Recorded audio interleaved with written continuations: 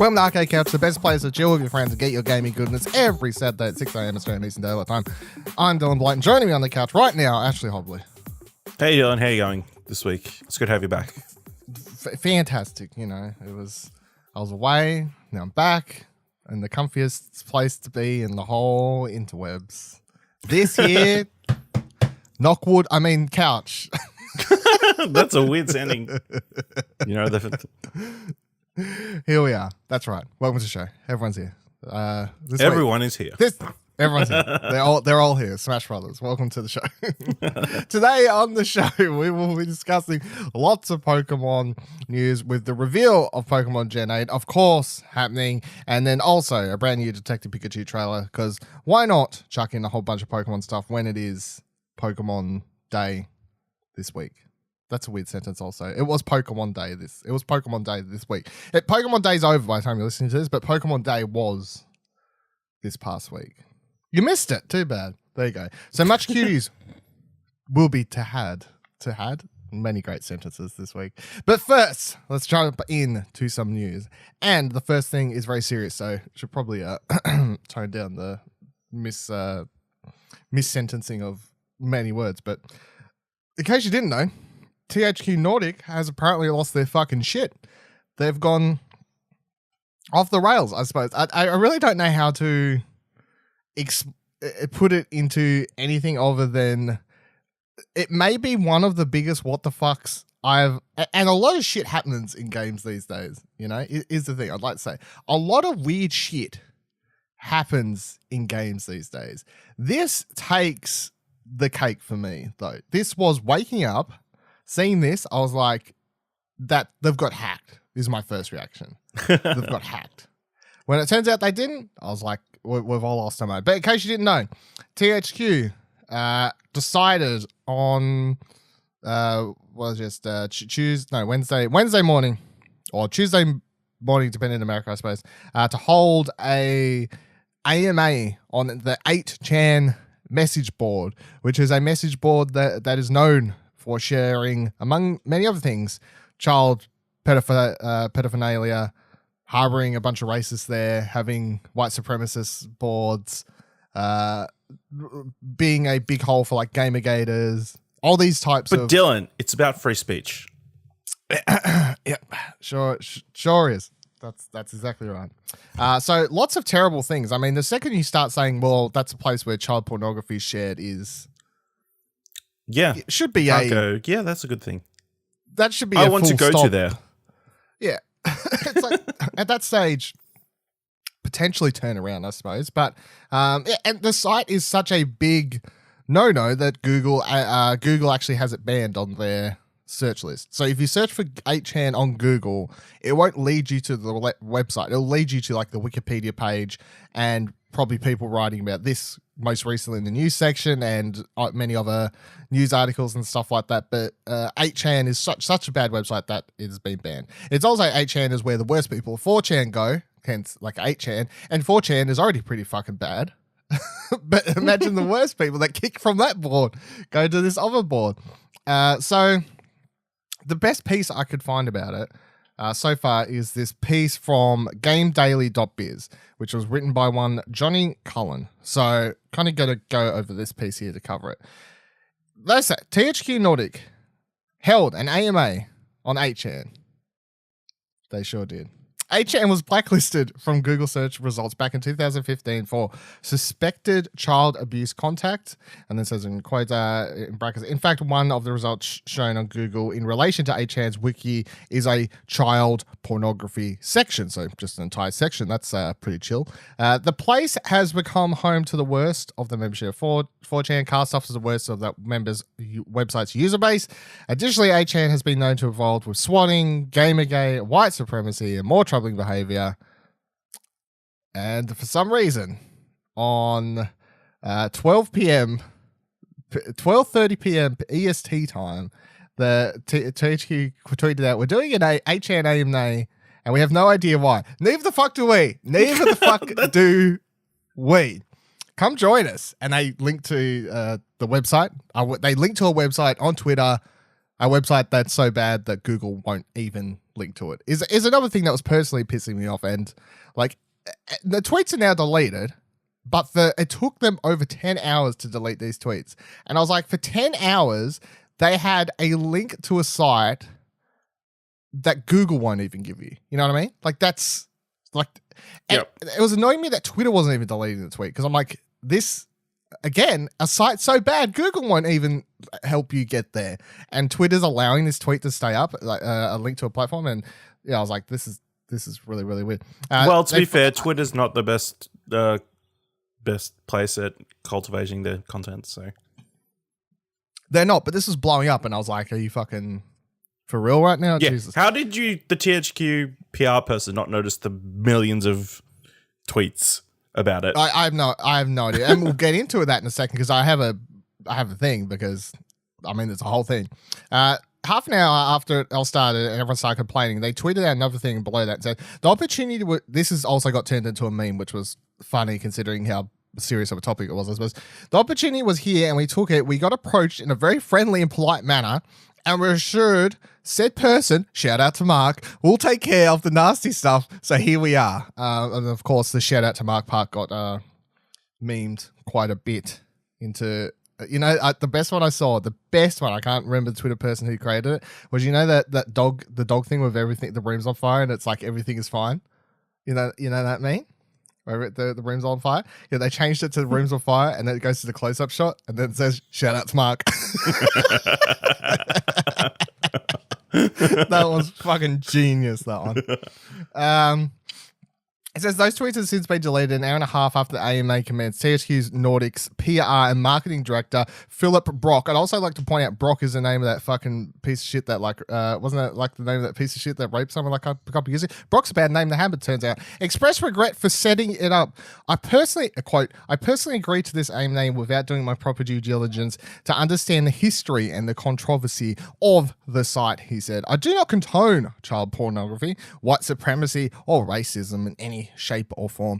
I'm terribly sorry for the short-sightedness of my decision and promise to be far more vigorous in my assessment of these activities in the future. This is not about being edgy. This blew up and I very much regret to have done it in the first place. Brock added in a further comment to Games Satura, I think it's how you say it, that he fucked up and he'd undo the AMA if given the choice again. Yeah, no shit, you fucking would. For what it's worth, we've asked for comment from THQ Nordic's co-founder and CEO Lars Wingefors. Now everything seems to have calmed down in the 24 hours since AMA, but they haven't. He hasn't responded to gamedaily.biz. So I think another interesting piece here is a bunch of responses. Gamedaily.biz went out and asked a lot of PR people their opinions of this because of course it's a PR fucking nightmare disaster and stuff. So disaster. So they got some responses. The first one was from Will Powers, who I think it says here he works at True Communications now. Will Powers of the internet fame he said some things. This is a keen example of systematic breakdown in process from a company that's grown from regional to global without adjusting their organizational structures to compensate with the necessary level of understanding. A local PR representative engaged in activities on a global scale without understanding the medium or ramifications of the platform on which he was facilitating his engagement. Could be true, not really what I think.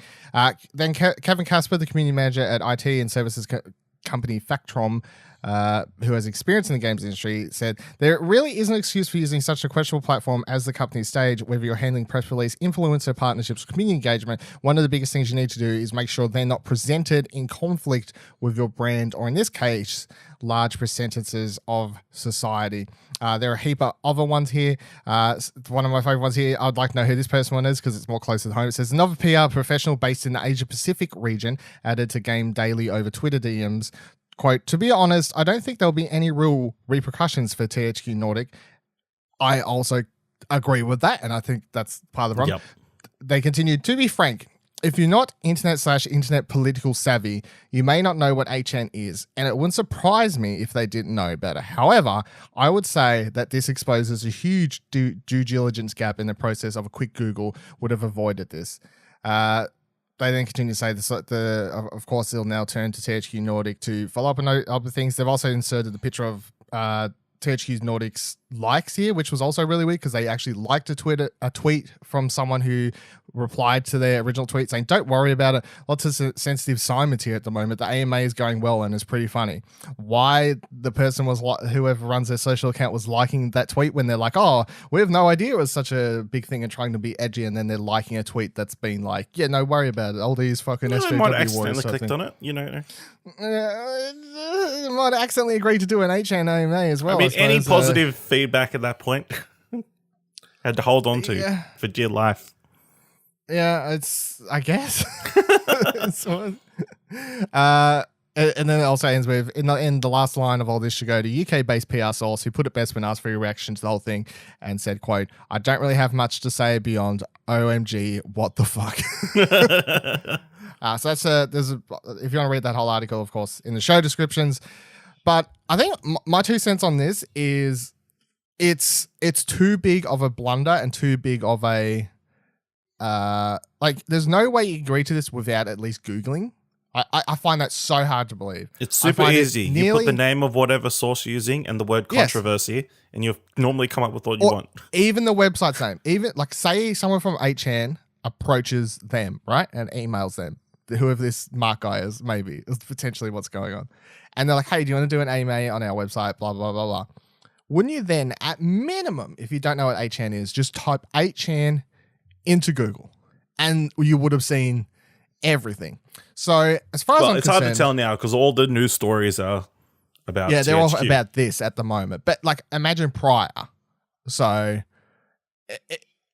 little bit of due diligence to the point. Such little was required to have. Yeah. Such little was required that you go to the Wikipedia page. The contents are 1, history; 2, controversies; 2.1, child pornography. Yeah. I mean, it's that fucking simple. So, as far as I'm concerned, I'd have to scroll up to find the person's name again because I can't remember it. But the PR marketing manager for this thing has to be fired, without a doubt. They have to be fired and thrown to the dogs, basically.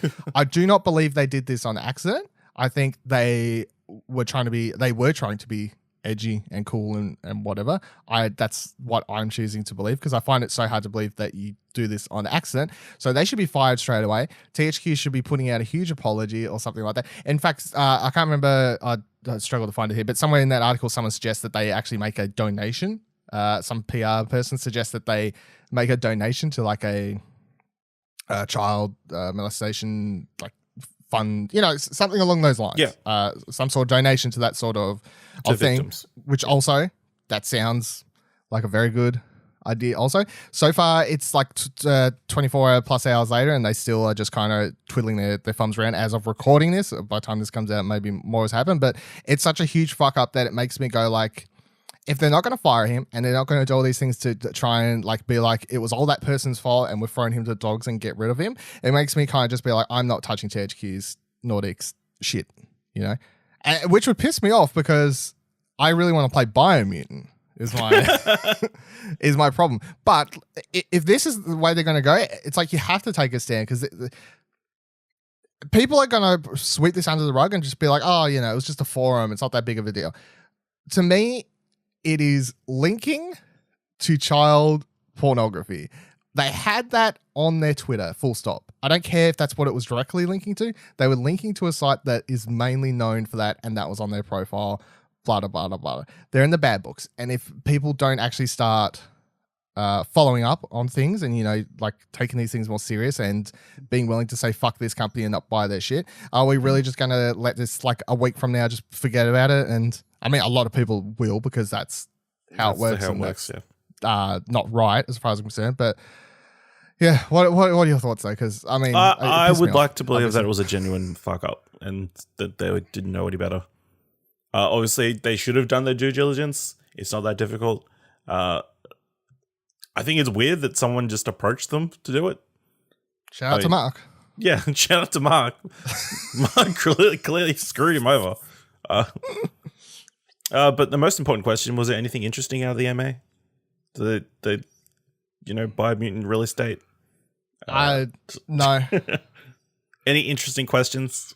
No, I think the one thing I saw was like someone asked what they're doing with Destroy All Humans license or something, and they were like, "Oh, we're dissecting his testicles or something." I mean, I made that. I don't know if that's 100% true or something, but once again, I think someone was like posting that as like an example of, yeah, they were like, "Oh, we weren't trying to be edgy, but they're over here giving edgy like." Kind of like cool answers to stuff that was kind of in tone with the crowd they would be getting over on that forum. So, yeah, so weird because it's not even that big of a site, really. You wouldn't get that much traffic on there. If you want to do an AMA, why don't you just go on Reddit? Fucking Reddit, like everyone else. Jesus, and we're not trying to say everyone on Reddit's good, and there's not some fucked up shit that happens on Reddit, but like at least the forum, the moderators and stuff on there, like there's rules and they attempt to take care and all these other sorts of things. So yeah, I can't get over it. I'll be thinking about this one for quite some time, potentially the rest of the year. If we're going to approach the end of the year and do an episode about like what stories stood out the most of 2019, I'll be highly surprised if I'm not bringing this up as the biggest, like one of the biggest what the fuck moments of the year to me, because it is nuts.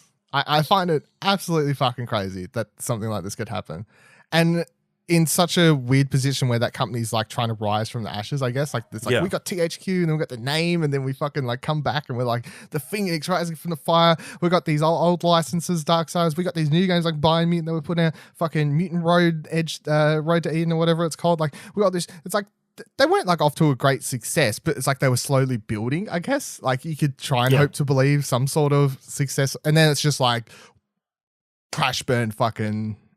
Let's just kill everything with fire. Let's chuck ourselves into the gasoline tank over here, I feel. You know? It's so fucking weird. So ridiculously weird. Especially when they don't really have anything coming out lately or in the near future. It's just a weird move. I think they're like bringing Darksiders to Switch soon, I think, is like the next upcoming release maybe.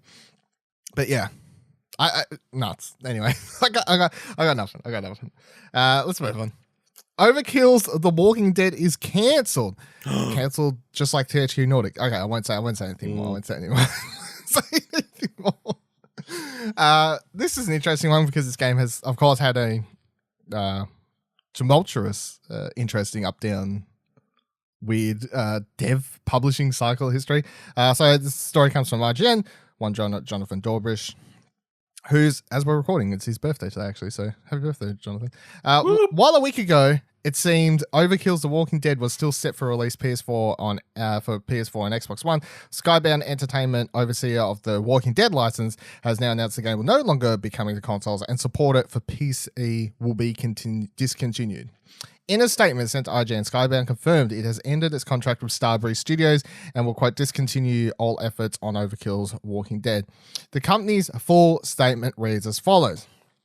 As of today, we have terminated our contract with Starbreeze Studios and will discontinue all efforts on Overkill's The Walking Dead. Our creators and their stories are the core of Skybound, and since 2014 we've worked hard to expand the world of The Walking Dead into the exceptional co-op action FPS. We did our best with Starbreeze and resolve many issues that we saw within the game, but ultimately Overkill's The Walking Dead did not meet our standards, nor is it the quality that we promised. We're exceedingly sorry to our fans and share the disappointment in the game. We remain dedicated to providing our fans with the most premium quality content we can offer, and will continue to look for alternative video game options for the IP. Then article continues, as mentioned, statement Skybound, blah, blah, blah, blah. Press time. Overkill's The Walking Dead had a peak concurrent play count on Steam of 307 players. Oop, that's not good. With 117 concurrent players just before that press time. So it's not often that you see a game like get pushed, build up, was at all these events, E3s, PAXs and stuff. I'd read about it last couple of years, constantly reading about it. At one stage, I was kind of looking forward to this because I thought everyone was kind of like, oh yeah, it's like a Left 4 Dead ish shooter designed in the Walking Dead universe. Sure, that'll be fun for sure. Something interesting, and it got pushed. It released for PC. Most of the PC reviews that I saw when it came out a couple months ago at the start of the year or something, I think like that was when it released. Most people were saying it was very average, had a lot of problems.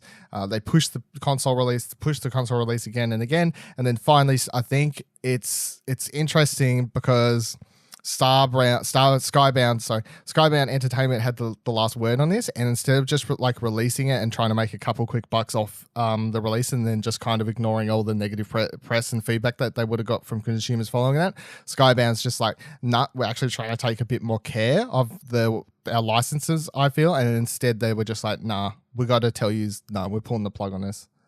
What do you make of the story? I really don't care. Yeah. I mean, it's interesting that they dragged it out so long, I guess. I mean, it is on PC. I mean, you can play it if you want to. Yeah. I just felt like from day dot, nobody really was super invested. I feel like Walking Dead is a franchise on its last leg, sort of.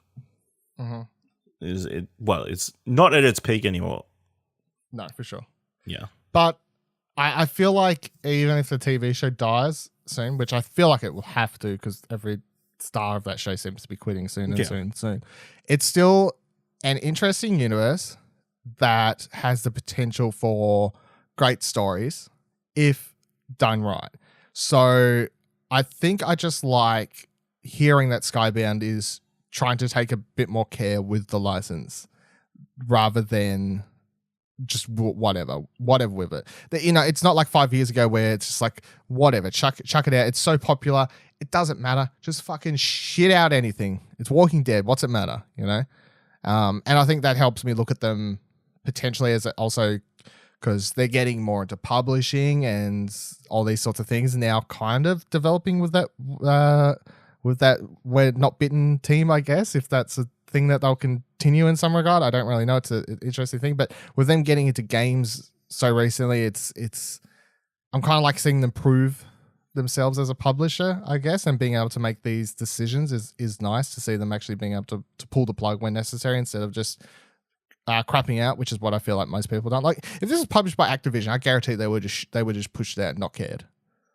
They would just be like, just release it, whatever. Mate, we'll make $1,000.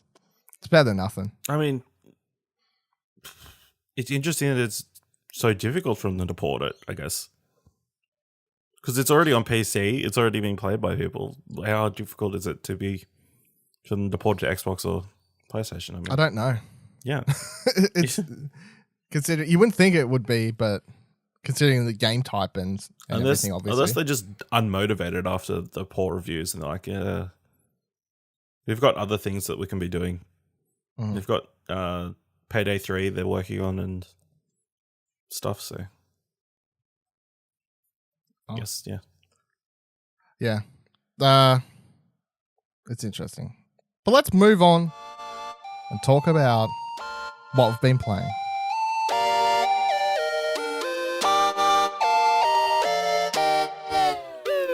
Ash, you've been playing Wargroove, the recently released tactical RPG. What do you call those? The tactics RPG? Is that the tactics game, I guess. I don't tactics know game, I guess. Yeah. Switch? On the Switch. Switch, isn't it? Yeah. It's okay. on Nintendo Switch. Well, yeah. Sure. Yeah. Inspired by Advance Wars.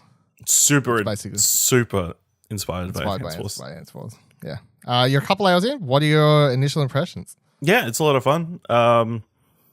There's an interesting story. I mean, it feels like it's at the moment it's sort of shoehorning the story in to like explain why you're fighting battles every time.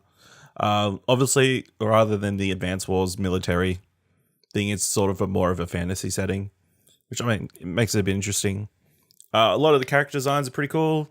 It definitely feels like the Advance Wars evolved all the exact same gameplay, exact same strategic elements. Obviously, the fantasy characters sort of have different movesets and stuff. But yeah, I'm enjoying it so far. There is occasionally the sudden difficulty spike out of nowhere. I just came up against these green like forest enemies, and they're super difficult. But yeah, it's fun, and they have like I don't know. I'm only like 2 worlds or something in 2 chapters or something, but there's like side missions as well that you can do. That like the one I did, you play as the dog character. So that's cool. No. There's a dog called Caesar. He's pretty adorable. He's pretty horrible. He's pretty adorable. Oh, I was like, what the hell? Yeah. So yeah. Best doggo game of 2019? It's early to tell. Time will tell. Yeah. Okay, I've probably put about as much time into Anthem this week. Not that much. Been a little bit busy, but I know. I feel like all the reaction I've seen on Twitter, either it's like a lot of people love Anthem and they're like don't understand the hate for it, and then obviously the majority is saying that Anthem's shit. I feel like there's not much in the middle. I think I fall somewhere in the middle. I understand all of the complaints I've seen people have about it and that I've read about it. The mission design is kind of, oh, no, that's not kind of. The mission design is bad. It's very repetitive. It's very much like go here, kill things, stand and wait for like something to be hacked or something like that. Move on to another area, kill things, do something similar. Go to another area, do one of those, find something, whatever. It's very mindless, I suppose. But I do find the combat fun. It's not super like complicated or engaging, but it is kind of, I suppose, compared to in a weird way, I would compare it to Kingdom Hearts combat, where it is you can have a lot going on and it can be fun because of the combo system. So like depending on all the different people on your team, like someone could start put toxins on something and another character can like melee at it and they'll like chain reaction that amongst a bunch of enemies. Someone could like cause an explosion if someone else uses their ability and it'll like come up combo. It doesn't, the game doesn't really, well, it doesn't explain the combo system at all. It doesn't explain it to you full stop. So you kind of just have to figure it out and then work out what of your abilities you can kind of chain together and what works well together. But it is fun to see these things pulled off because they make for like cool explosions and lots of effects happening on screens and these sorts of things. And at the same time, it is like that mindless thing of just shooting enemies, getting experience, looting, getting better gear, upgrading it, you know, trying to see if you can get better. I cannot remember the name of the suit things you wear, but whatever they're called, getting better looking ones of those. It's like a constant loop, I suppose. The story so far is big old meh, not super interesting at all, but I'm finding the world building interesting. And although it does the bad thing of putting a lot of it behind having to read like codexes and these sorts of things that you can find throughout the world, I'm finding the world interesting enough that I am like fast reading them. You know, like I can't be bothered sitting there and paying super attention to them, but I'm like quickly like zipping over them all for details and stuff, and the little bit of lore and stuff I'm getting here and there. I'm finding Anthem's world to be, yeah, like super interesting so far, and it's a very pretty world, very lush, lots of different environments. The character models or Titan models or whatever you want to call them look really good. Enemy so far designs are pretty cool, including some of the like bigger colossal type enemies. I ran into one in the wild, not one of the like really, really big ones, but like a medium sized one, and it nearly kicked my ass straight away, and I had to get the fuck out of there. And you get the fuck out of there by jetpack flying, which feels really, really good because you can at times nearly fly in for a very long period of time. You go under water streams, it refreshes your jetpack, and you just keep going, and that's a lot of fun. So it's definitely not a game for everyone, but it is like it can tick boxes, you know? It can tick boxes that you may be after at the moment, I feel, if there's not other games doing it. And although there's obviously Destiny and the Division's coming out soon, it's like maybe the Division setting isn't really your thing, and the more sci-fi fantasy elements of Anthem's more up there, and you just want to go around collect some loot. So it's okay. I feel like that's the thing. Anthem is okay, and like most games like this, a year from now we could be saying it's good or great, considering that's how like Destiny works most of the time, because they could add a lot of content to it and fix a lot of problems. But we'll find out soon enough. I also played 2 Switch things this past week, really. The first thing I'll quickly say is that the Yoshi's Crafted World demo is absolutely adorable. #cuties. And it's great. I can't wait for that game. Yoshi's Woolly World on the Wii U was great. Fantastic.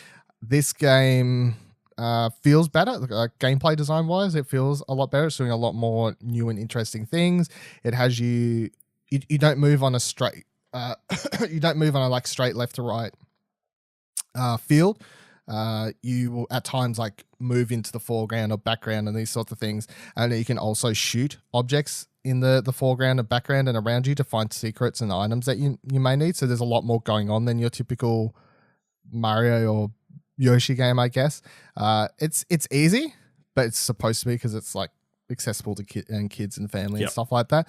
But it's also that makes it a fun experience, and Yoshi's great, and everything in the world, its design of it, because of its whole crafted nature, makes for some really interesting in the one level you play, because the demo's only one level, like some really interesting designs of stuff. And I'm really looking forward to how they're going to take the crafted stuff to so much more, because you've seen the trailer, so many different like places you're going to go, and I'm going to wonder what sort of environments is going to be. It's quite an interesting setting.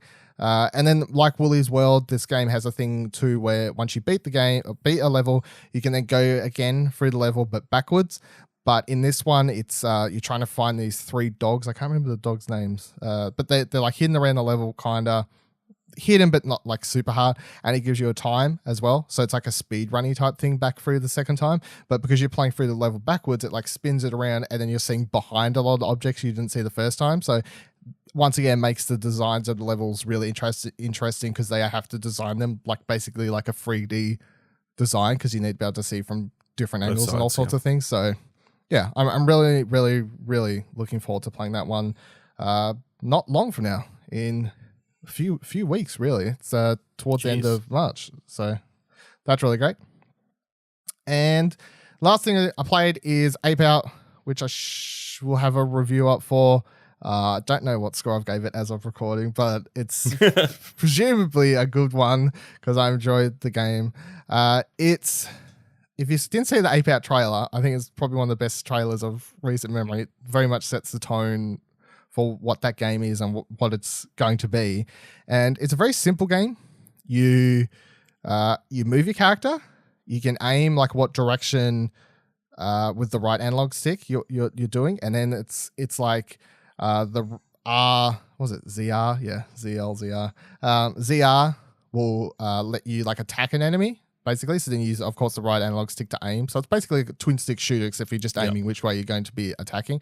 And then ZL lets you grab an enemy, and you can also pick up enemies' limbs, which may sound super gory, but the game's art style kind of like, although enemies will explode in blood everywhere, it's the design of it I don't think is super gruesome. It's sort of a minimalist sort of. It's very minimalist, yeah, like askew or something. I don't know art terms. Like I don't know how. Yeah, I don't know how to describe it really either. But it's like the ape is just like a bit an orange block blurb thing basically, and a lot of it's very minimal. Yeah, I suppose minimalist is the way I'd describe it too. Very minimalist art style. But even then, that makes when you throw an enemy at a wall and they explode into blood everywhere, it doesn't make for a particularly gruesome game to play. So there's 4 albums. Each album has a side A and side B. And then each of those levels you play through has a certain setting or tone, and of course it picks up pace, and each album kind of tells some sort of story. They're different apes, like escaping from different areas is how it works. So it's not like the same ape, unless it is and it keeps getting recaptured. I fucking don't know that would be quite awkward. Wow, all apes look the same. No. Yeah, maybe. I don't know. But yeah, so you basically just have to run through the level, attack enemies if you can, dodge them if you want to go about that way. Later in the game, there's enemies introduced that have flamethrowers that I think you basically just have to. I discovered that the best way to handle them was just try and run around them so their flames not hitting you, because if you try and run directly at them to attack them, most of the time, because the flamethrower's got like such a big range, you'll just get turned into flame. Although once you're caught on fire, you run at other enemies, they do run away from you while you're currently on fire. So yeah, but it's also procedurally generated. So each level, although the ending may still be like at the very head right, and you'll find the ending somewhere for that particular level, the design of that level and where, say, buildings, like if you're in a building, it's apartment or sections or whatever maybe, and then like what enemies will be in there and where the enemies will be, that's all procedurally generated. So although you keep playing the game and you'll die a lot, I died a fucking lot in this game, it's not about getting better at memorizing the layout of the game. It's getting better at reacting to the game better is how I'd say. You got to get better at what you do. So it's all about muscle reaction to stuff. Like you run up to an enemy, grab them, especially if it's like one of the dudes with the shotguns. If you grab them, they'll fire a shot like 2 seconds after you grab them. So you can grab one, quickly turn them around, face them at enemies, use them as a shield. They'll fire off a shotgun shot, kill them. You can then throw them at another enemy, kill them both, keep running, chuck another enemy into a door, he explodes. You know, it's all about just momentum and being able to react fast. And if you die, you start again and you keep going. And it doesn't like have a slow load time or anything. So you're straight back into the action pretty fast. Very enjoyable. And the other thing is the music, which is, I think, art stand out. The design is simple enough and just fun, but then the music combined with the procedurally generated gameplay makes the whole package kind of come together, because the music is also this weird procedurally generated thing where it like starts, it's like very slow, and it's like a very jazzy inspired soundtrack, basically, percussion elements and stuff. If anything, I think this game is described as like, I don't know, it's like the end of Whiplash, but with a monkey going on a rampage through a building. You know, it's just like watching this weird jazz performance happen on stage with a lot of percussion elements happening. As you run through, you start attacking enemies and stuff. The music will build up. Every time you kill an enemy, you'll hear a big cymbal sound come through. If you manage to escape enemies and no one's chasing you, the music will slow down again. It'll build up. You start attacking everyone. If you just attack one enemy, it may give a short burst. It's all rather interesting, is one way to put it. And another reason I'd highly suggest playing the game with headphones on, because it is like an experience with the sound effects and everything. You can get very much into the zone of Ape Out. But yeah, I very much enjoy it. Go check out my review to find out what score I gave it. ExplosionNetwork.com, or in the description of the show notes, of course, as well.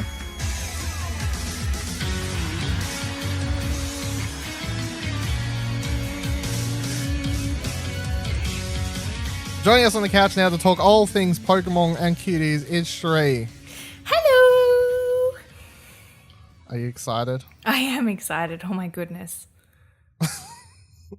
Okay, well, we'll get to the Pokemon Gen 8 reveal in a second, but considering it is Pokemon Week, Pokemon Day was this week and stuff, I thought we should go over the new Pokemon Detective Pikachu trailer, even though we talked about it, of course, the first time, but brand new trailer came out. I love it. I think I've watched it up like 10 plus times at this stage, just something ridiculous. That's fair. Yeah. I very, very, very much enjoyed it. It brings me great joy to watch the trailer.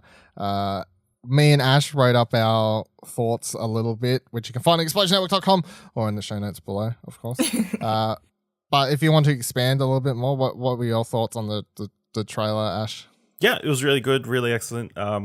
This one focused more on Pikachu, which was a good follow-up to the first one where they focused on the human character played by Justice Smith. So I fully expect the next trailer to be focused on the female lead, Lucy, played by Catherine Newton, and her Psyduck, like just to give us a bit more backstory and sort of fill up the world. I think they're doing a really good job, like slowly filtering out information about the world and sort of what the Pokemon do. Seeing Pokemon doing different jobs in the world is cool. Marchamp, like stopping traffic and that sort of stuff. And yeah, I think we saw even more Pokemon in this trailer than we saw in the first one. So that's way more. Yep.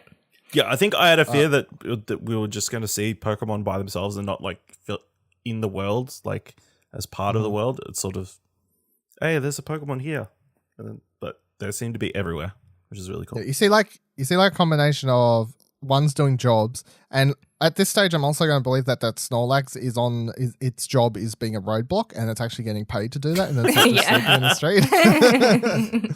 Also, I didn't think Snorlax would be fluffy.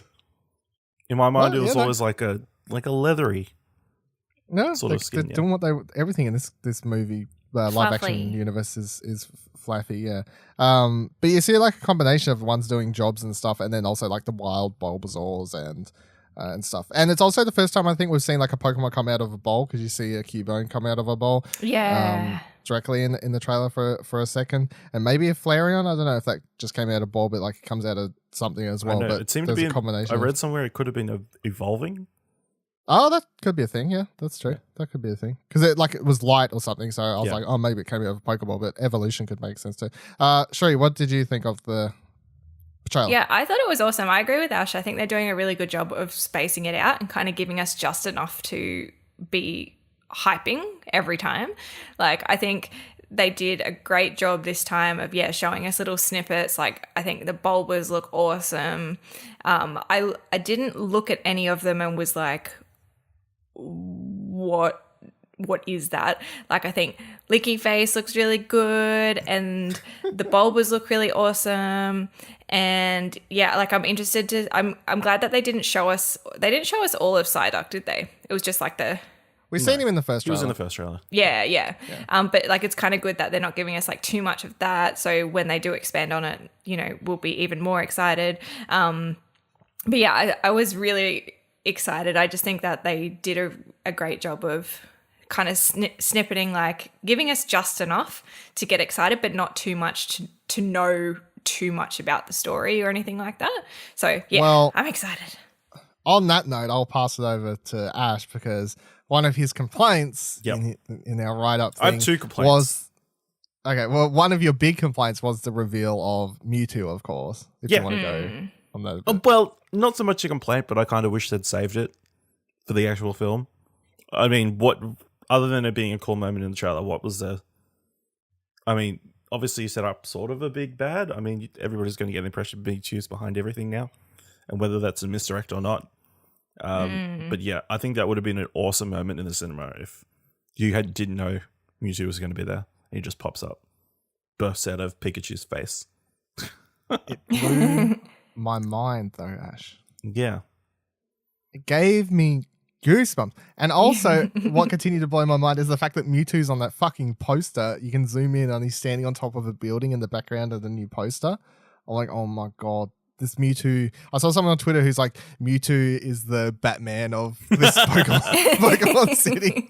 It's like standing on top of rooftops and shit. But yeah, I mean, I don't think showing him like spoiled anything, like story, obviously like story wise or anything. For me, I think I definitely think they just put it in there as for like people like me, because it is that, Mewtwo is the original, the OG legendary, like bad guy Pokemon, I guess. So I feel like for a lot of people, me included, just like seeing him, and it's like what I wrote in my thing is it just reminded me of sitting in the cinema watching that original Pokemon animated movie, which scared the shit out of me as a kid for whatever, because that movie's dark as fuck. Actually, if you go back and watch it, when you get to the end of that. Yeah.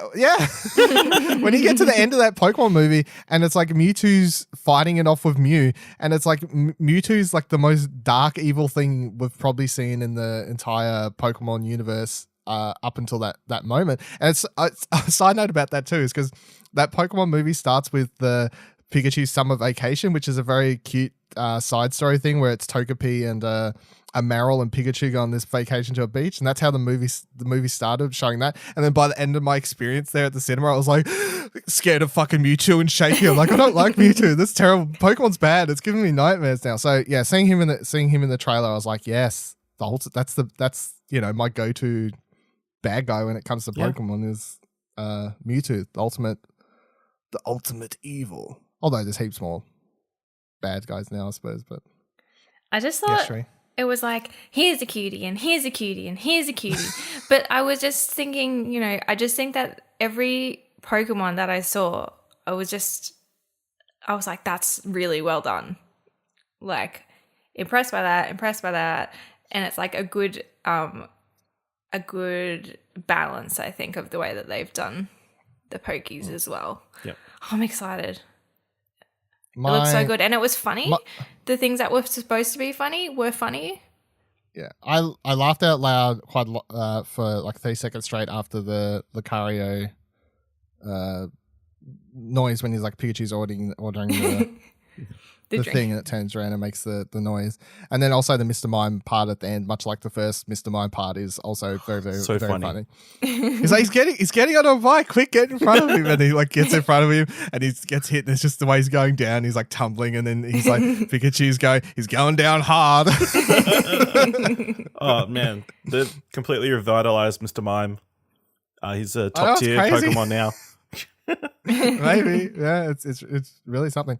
I also put it out there now that I'm building this at this stage after this trailer, because the first trailer I was like, yeah, it's fine, whatever. I was like it made me believe in it as a movie, I suppose. Whereas this trailer has completely hyped me up, and at this stage, this is one of my currently most anticipated movies. But I'm also like, fuck, this looks so good. It could actually potentially be this could potentially be one of the funniest movies of the year.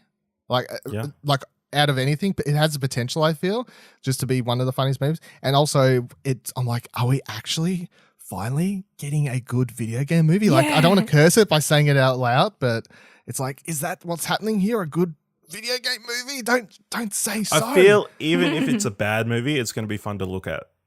So Yeah. Oh yeah, for sure. at the very least, I would like the art book for this too, yeah. because just the designs of all the Pokemon, like the way they've done them in the movie, would be super interesting to see character models and stuff Hopefully like they do like a tour, because apparently they'll be doing 3D sculpts of all of them as well. that. Oh yeah, I saw that. Yeah. So that'd be cool to see the replicas being a traveling show or whatever. My only other complaint was when Pikachu was slapping him in the face with his tail by accident. That didn't look very good. It didn't look, and they went over the top with the sound effect. That was the only thing. That was in the part where he's like, maybe he faked your death. Maybe he helped him fake someone else's death. Maybe someone else faked someone else's death. It's like that. Actually, no, that one doesn't make any sense. Yeah. It's quite funny. Yeah, I could probably amp on about this trailer for quite some time, but we better move on to more Pokemon news. Wait, as of recording, early this morning, I suppose, my time, or midnight, or whatever. Pokemon Generation 8 was officially revealed.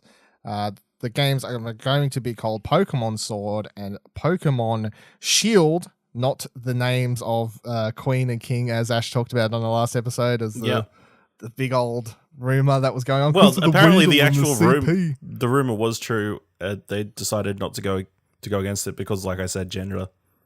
They're worried about gender. Split. They didn't change last minute and redo the logo. No, but it was not last minute, but that was a working title, apparently. Okay. Yeah, on your Reddit thread. I mean, it fits because it seems to be like a UK-ish sort of world. Yeah. So those names are dumb. Sword and Shield makes sense. Also, I saw someone on Twitter post Sword Shield, and then someone made a fake one for the third game, which was called Gun. Yeah, I saw that too. That was kind of funny. Wouldn't it be Wand?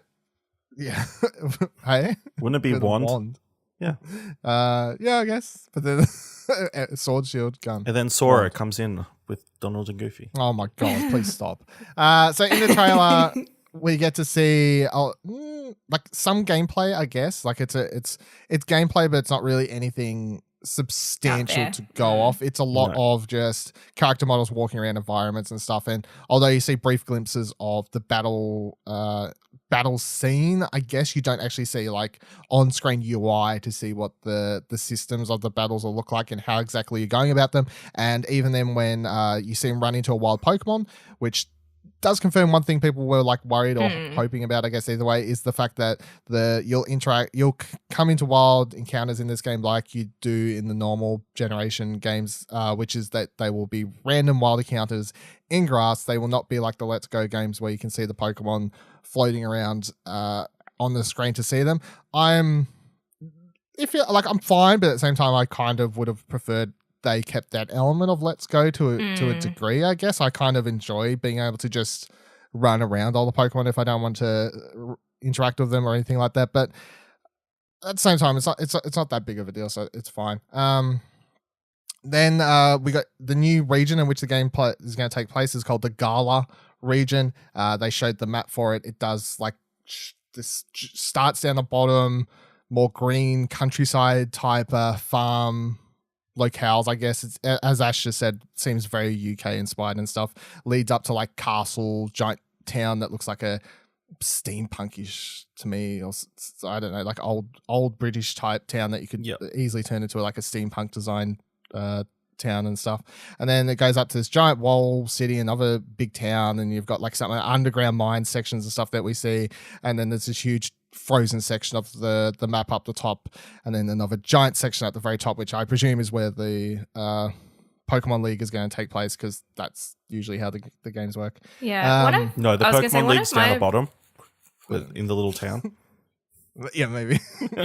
One of my biggest takeaways from the trailer was the snippets that they showed us were the variation of seasons and weather. There seems to be a lot of widespread weather, which kind of lends you to believe that there's going to be quite a lot of different, types of Pokemon. So that's kind of exciting too. Well, it'd be interesting if they implemented a more hardcore weather system. They've had like rainy weather and sunny weather before. Well, because they had snow in the what they showed us. Well, I mean, if it's based on a UK setting, then it's just going to rain 24/7 or 23 hours of the fucking game, isn't it? Isn't that how it works? Yeah, pretty much. is that what's going to happen here? So if we just want to pause on the map, I guess. It's hard to go off because, of course, the map is just a map and it gives you a brief idea of what you're going to, the areas you're going to go to and stuff. But overall, I think it looks exciting and interesting of how the different areas. I think I'm most excited about the town design and stuff because it looks very, as I was saying, the British inspired towns, I guess, is very interesting. And they're not like small towns. They're not like your usual Pokemon towns where it's more like, spread out buildings and whatever stuff that we have in the majority of the games. But even in like your big cities in Pokemon games, I'll seem very just normal, like even I was gonna say American inspired, but like even just normal Japanese inspired, I suppose. It's just big, big buildings, big market buildings, and whatever else. It's not much going on. Whereas the towns in this reminded me more of like your RPG Fair, Final Fantasy towns and stuff. That it's more full of stuff. Even though you might not be able to walk into every single building, it just adds more to the flavor of what you see. And also from what we see throughout the trailer, it's a very pretty game. It's got some beautiful backdrops and stuff that we see at times. And although, like, we'll get into it in a second because it's something I saw people going off. People were rather disappointed because it's not like the Breath of the Wild inspired open world game that a lot of people were wanting. It is definitely a Pokemon game. It's definitely a Pokemon game. That's right. The worlds, at times you can see, like, there's that one point where their character walks up to something, you can see this massive lush green backdrop and like something's like a mark, like something's drawn into it and stuff that could be a Pokemon. It could be a bunch of markings for fucking a new unknown species or something. Hell knows what's going on there. But it's like there's a lot going on in the background, but then there's still like a barricade there that's like that's as far as you can go. But it still makes the game feel bigger, I suppose, because there's so much going on around you, even if you won't be able to fully explore everything that you can see that's going on around you. But I suppose on the question of people getting upset to a degree, because I did see a fair few people on Twitter rather disappointed. I would sum that up to building that was their fault. They built it up within themselves to believe that this is going to be some massive Breath unrealistic of the Wild expectations. Yeah, very, very unrealistic expectations, because as far as I'm concerned, it's Pokemon Generation 8. It's the next line in the core Pokemon games. Yes, it is the first time a core Pokemon game is going to be on a core Nintendo system, not a handheld system, even though the Switch is handheld, that's whatever, but it's not going to be on a handheld. It's on the primary console. It's on the primary console, yeah, thank you. That is different, of course, but everything about this game still is smelling and looks like your typical Pokemon game, which to me is fine, but a lot of people were upset about for some reason because they did want that Breath of the Wild thing. Yeah. What do you reckon about people getting disappointed about all that? Ash? People get upset about everything. I mean, You got to remember they just put out a Pokemon game last year as well. So where have they had the time to make this giant open world? How would you even create that? I mean, I feel like that's something we're going to definitely get down the line, but to expect it to be the first game out from Game Freak is a bit crazy. Cherie? Yeah, I think that you'll have like a little bit more freedom than usual, but it won't be anything massive. But yeah, I agree with Ash. Like, I think you'll get it down the line eventually. But I mean, I just think from what we see already, like, I was just so hyped after I watched it. It was just out of control. I just, like, my eyes were just love hearting. Like, I couldn't stop. I had to try and blink because I just couldn't stop looking at it. It was just exciting. It was okay. Whatever, mate. Well, get to your thing in a second. Get out of here. I will say, I think one of the things though is from our side here, we would all be much more excited for it. And I think a lot of the people I follow on Twitter who are much more excited about it kind of fall into the same boat as me, which is Lap's fan recently got back into Pokemon. So there's like a lot of people I saw saying, "Oh, it's just the same shit. Why is everyone so excited about this one? It looks like another Pokemon game." But I feel like me and so many other people or new people like Cherie getting into the Pokemon franchise within the last year, of course. I feel like there's such a combination of people like me who fell off the franchise years ago, recently got back into it within the last 2 years or so or whatever. And now this is super exciting. And then there's new players getting into it and being super, super excited. So that's why, even though it kind of is just more of the same, it's exciting because there's such a new, fresh feeling in the fan base, I feel. Like the fan base is heavily populated and more excited now. It's not just made up of stagnant players who are getting sick of the same shit, even though, of course, there's going to be some of those as well. Yeah, I think too, the thing that I get excited for the most as well, that even though I'm, newly keen bean for Pokemon, it's like I get excited for the transition of where the games were art-wise and now what we're able to create.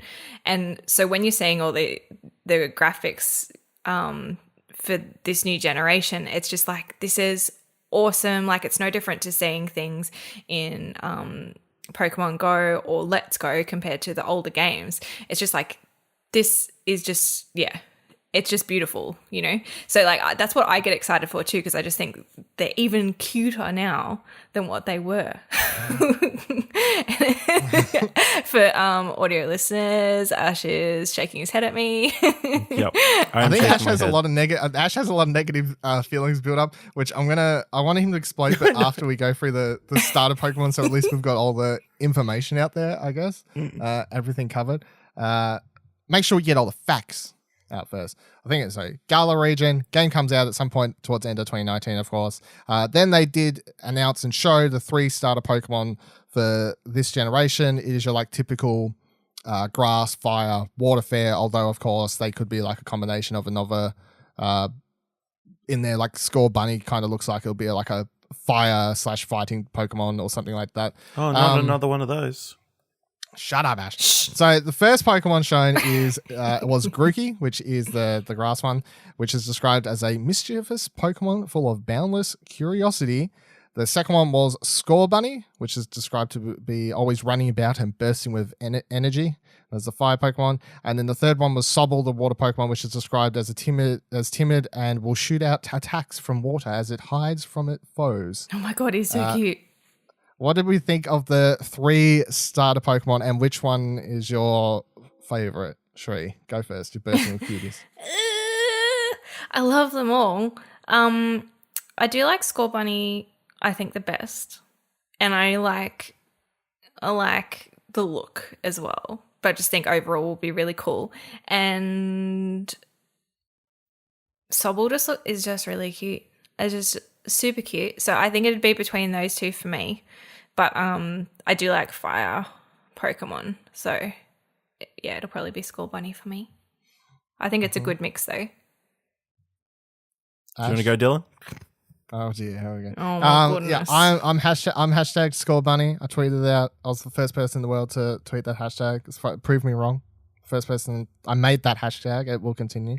But in order, I'd go Score Bunny, Grookey, then Sobble. Look, I'm sure Sobble will actually turn out to be the strongest of all of them because it's like it looks the weakest, and then it'll turn out to be the strongest. But at the moment, I'm like, I don't have time for your scared, weak bullshit when I'm starting out my journey. Okay, you know, I need someone who's going to be able to do some sort of fighting for me.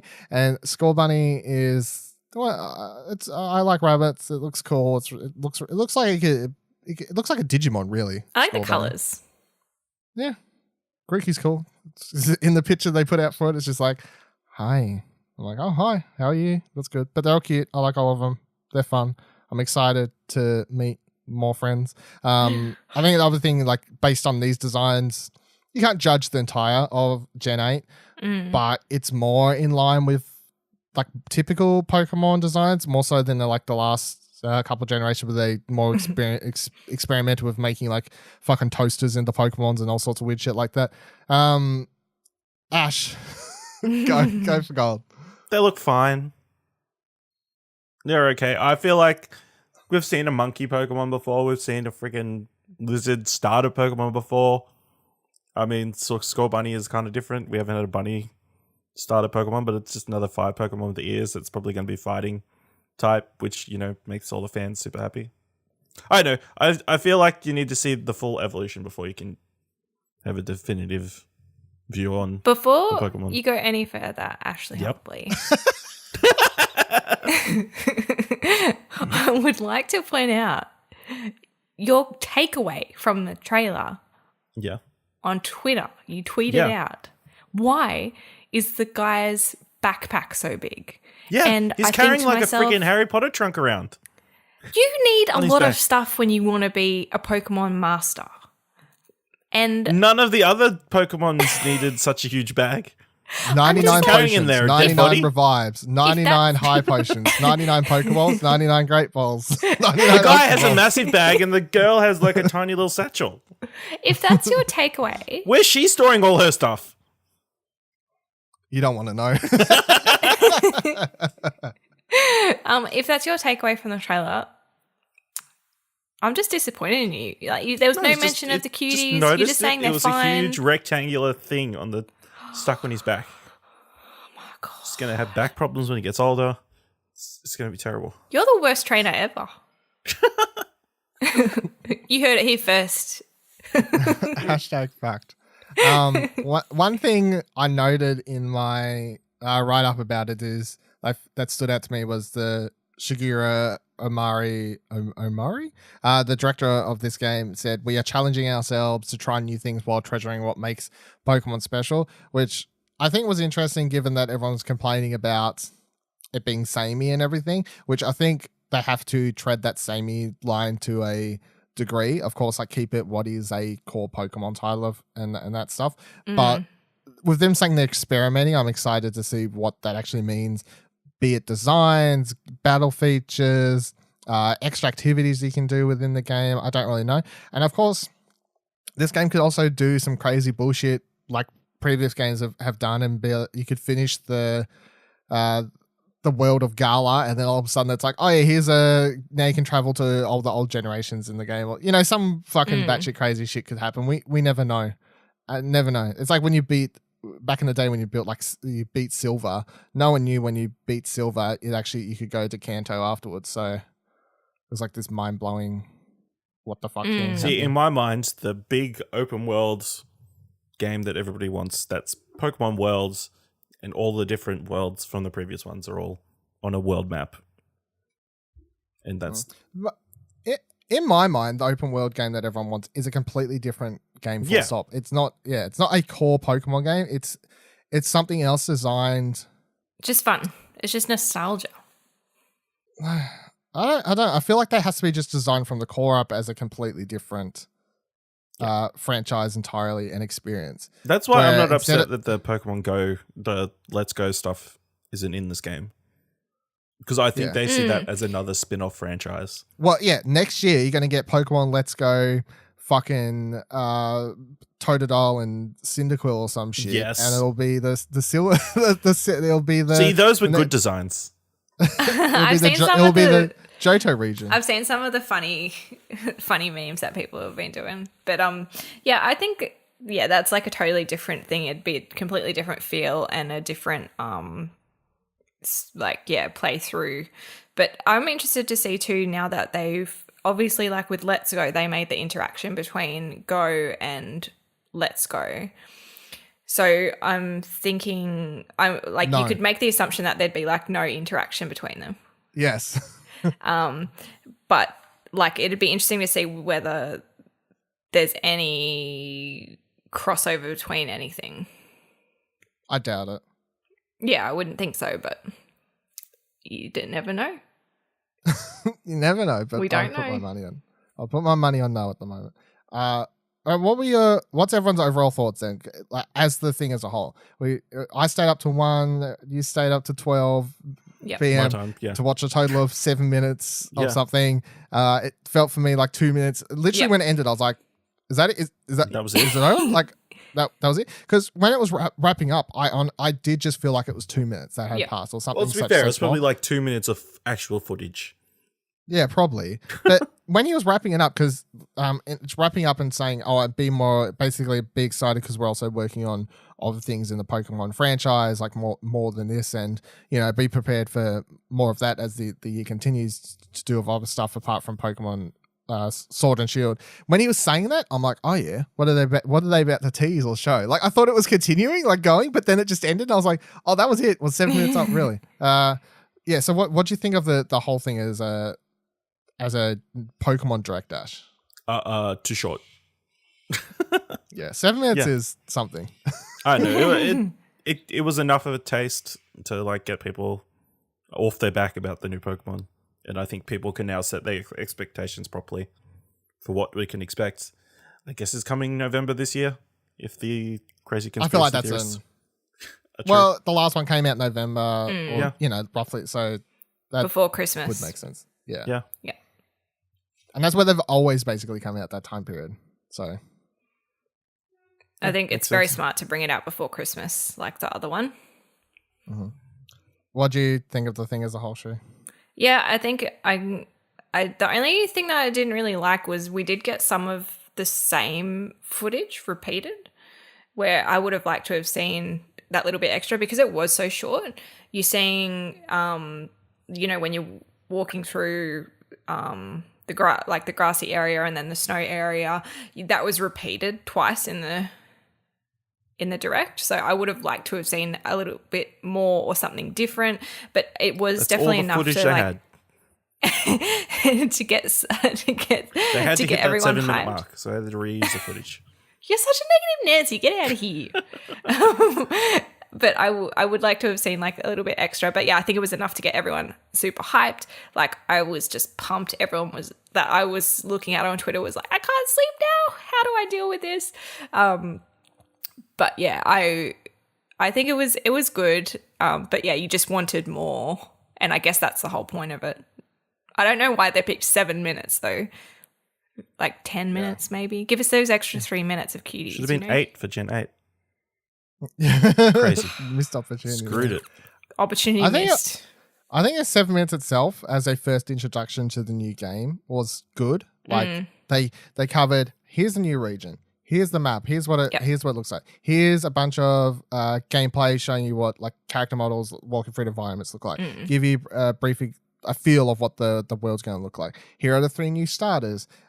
Here's a description of what this Galar place is going to be. I feel like it ticked all the boxes for like an introduction to the new game and what you need out of it. But I feel like they should have actually, I don't know if they have more, like, because I was going into this expecting it's like Pokemon Day, Pokemon Direct. I'm like, it could have been like half an hour thing, or not even half an hour, like maybe a 20-minute thing is what I'd kind of expect.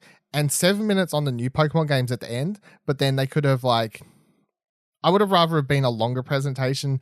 And then I presume they fucking got like Pokemon Quest 2 or, some shit like that they could have put. Because last year it was like, give us a new Pokemon pinball. It was something, you know what I mean? Like last year it was, hey, here's Pokemon Let's Go, introduction, blah, blah, blah, blah.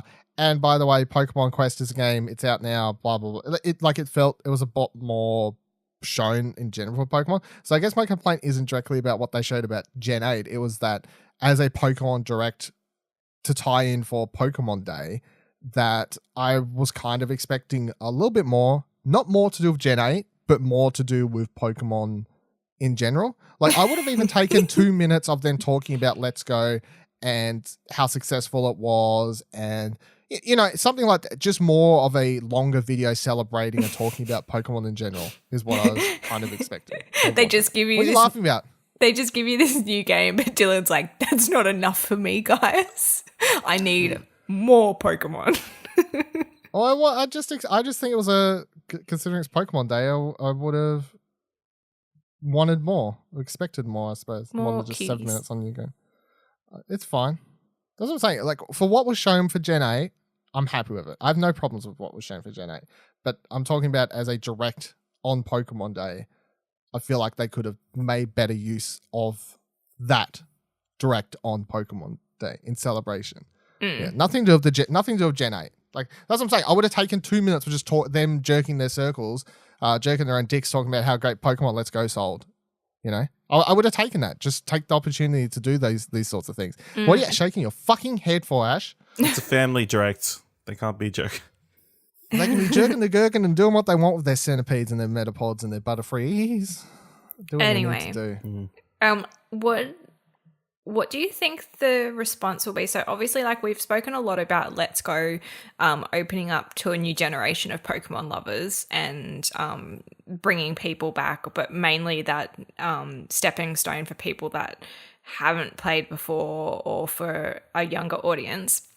So what are your guys' thoughts on now having seen what the new game's sort of going to be like and probably not bringing a lot of the mechanics from Let's Go into the new game? What do you guys think about how people that have just gotten into Let's Go as a brand new person, not even really knowing about, like I had played some of the previous games, so I knew those general mechanics.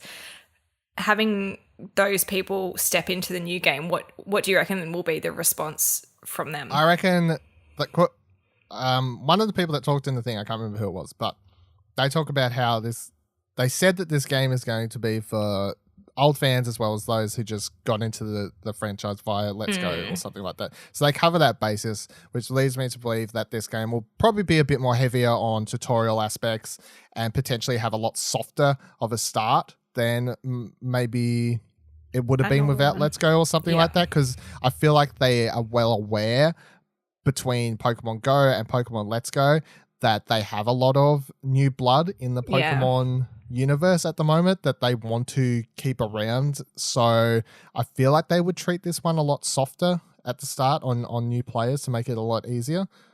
Is what I would expect anyway. And they're always super easy, to be fair. They're not the most challenging games to get into. So I don't think you say that, but as a kid, I struggled, like playing Yellow, I could not beat the first gym. Because you start with fucking Pikachu and you have to fight a rock boss, rock gym leader first, and you can't. Well, you should have caught other Pokemon first. Yeah, but I was a kid. You know what I mean? Like, it's very easy. I feel like once they said catch other Pokemon, catch them all. I feel like I do just feel like it's very easy to get lost in a bubble and not think about it. That like once you have a small understanding of the Pokemon universe, that Pokemon Let's Go doesn't go into like weaknesses and strengths and all these sorts of things at all, really. All Pokemon can, like, my EV can just fight anyone willy-nilly. It doesn't fucking matter. It kicks everyone's ass. There's no problem. So if Pokemon Let's Go EV Pikachu was a lot of people's first games, this game has to do a lot of helping hand with introductions to the rock, paper, scissor mechanic of what elements beat other elements. And you see a lot of old Pokemon in this game, so it's already going to have a lot of combination of different elements and stuff. Because, of course, the original 150, like red, blue, green, yellow, they all started with a lot smaller section of it. Was just like electric, grass, fire, water, rock, dragon. There was a lot smaller flying. There was a lot smaller section of elements, and then as the years have progressed, it's like steel, no, fairy, like it's just continued to add more and more to the pool. So if this game's going to include all of those, plus potentially add in one or more new attributes and types that will have another rock paper scissors mechanic, then I do feel like, as much as you can be like, the game's super easy, for people that don't know, teaching them the understanding of what beats what is stuff that needs to be handled with care, because you can come up against a very hard wall that you find easy to climb because you understand what Pokemon to use against it, and it could be super easy. But for people who don't, is going to be that brick wall of what the fuck do I do here at my first gym or whatever, because I'm getting my ass handed to me here. So that's the stuff that needs to be handled. I can kind of speak from experience with that, because having not had that much previous experience when I jumped into Let's Go, that was one thing that I found really weird, was that and that you just got so many different types that like you were saying, Dylan, your Eevee or Pikachu just take down everything because they're leveling up so quickly, but I was a bit blind to exactly what worked against what and what weaknesses were. And then when I started playing Go, that really helped me, because I was doing like a lot of raiding and stuff like that, and a lot more battling, and I had to think a lot more about what was actually going to work, and that actually really helped me then, because there's a lot of what do you call it, graphics and stuff like that help with what's going on at the time. So it kind of helped me along to learn specific weaknesses for certain types of Pokemon just at one time, like 10 at a time or whatever. And then I took that into Let's Go, and it actually helped me heaps in Let's Go. And obviously you can just do that research, but if you aren't really aware of that side of Pokemon, Let's Go, isn't going to help you stepping into this new game. So I agree. Like, I think, because I kind of went in a bit blind, so I can imagine if you were you weren't playing anything else, you weren't doing research, you weren't kind of looking into that, and you were just using your primary buddy in Let's Go, stepping into this next game, you really are going to need that assistance. So I really hope as well that there is some sort of way, not like an in-your-face way of taking you through that tutorial of what is weak against what for battling, but something on the side would be helpful, or some sort of, I don't know, guide. Well, it just depends on how the game's designed and how well they teach you, I suppose. Because they're usually always set up from the start of the 3 starter Pokemon to be a triangle, rock, scissors, paper, like what this one beats that one beats that one, that one beats that one type thing. And it tries to introduce you to, like, that's how the elements of the game work. But of course they get more and more complicated as they continue and stuff. But there's just so many now. Yeah, there's a lot more and stuff. And I do feel like they need to tread carefully with making sure there is a level of ease and enough tutorial and understanding and explanation in the game to help keep the people who are coming in off Let's Go around for the franchise. Because that's what I'm saying. With Eevee, in that fucking Let's Go Eevee game, it can learn a water, electric, it can learn a move to cover all grounds, and then you never need to use any other Pokemon. But Eevee doesn't work like that in the normal games, just so everyone knows. It's not a thing. It's not how it works. They're moves for that game. Do you have any final thoughts on anything over here, Ash? Or? No, I think, as long as they take the HM system from the Let's Go games, I think that would be very important. Yeah, I agree. Yeah, because if you haven't played Let's Go, or if you've played Let's Go and you haven't played normal games, you don't know.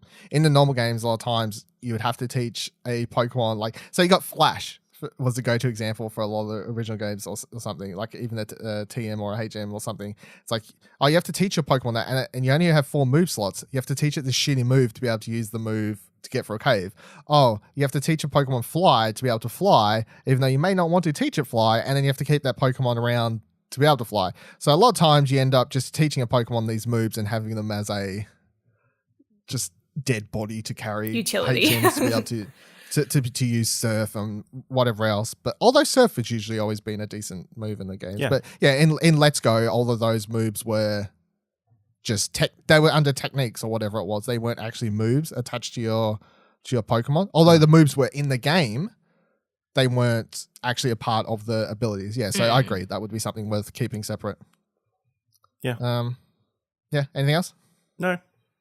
On the point, I don't think they need to dumb it down too much. I think people appreciate having to work to learn the mechanics. I think Pokemon's got a good track history. I think there won't be too much trouble. I hope not. I don't want them to dumb it down. I just want them to...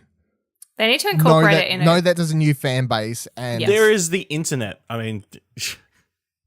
That's a mean way to go about it. That's and like parents. some Dark Souls. Yeah, but that's like some Dark Souls from Soul shit. Like, we won't teach you this. Just fucking get good and figure it out. You know, we had to learn it back in the day. I mean... Yeah, but game design's got better. Trial and the error. show. That's how you learn in real life. Jesus Christ. Fucking arcade couch Ashley over here. We're trying My to just... goodness. Any final thoughts, Cherie? No, I'm just very excited for the cuties. Hashtag cuties. Yeah, I'm just very much looking forward to it. It's going to be very good. Yes, hopefully. I don't think I'll be disappointed either way, to be honest. I think I'll think just so be either. hyped. Thank you for joining us on the couch this week, everyone. Make sure you check out explosionnetwork.com for all our other shows, reviews, news, articles, and much more. Rate Arcade Couch on Apple Podcasts if the show still exists there. And to help out shows, simply share it on social media with your friends, if possible, Facebook, wherever you go, Discord, DeviantArt, wherever you need to go. You can follow the Explosion Network on Twitter at ExplosionPod, and you can join the Explosion Network's Discord, yeah, sure, at explosionnetwork.com/Discord. You can follow me on Twitter at Vivaladil, VIVALADIL. You can follow Ash on Twitter at Ashley Hobley, ASHLEYHABLAY, and you can follow Cherie #cuties at CHERICRRNO. You should really put it in your like bio, like creator of the #cuties. Hashtag team Captain Cuties. Yeah, That's Yeah, what he wants please to send say. her all your Score Bunny fan art. See you here next week, same time, same couch. Bye bye.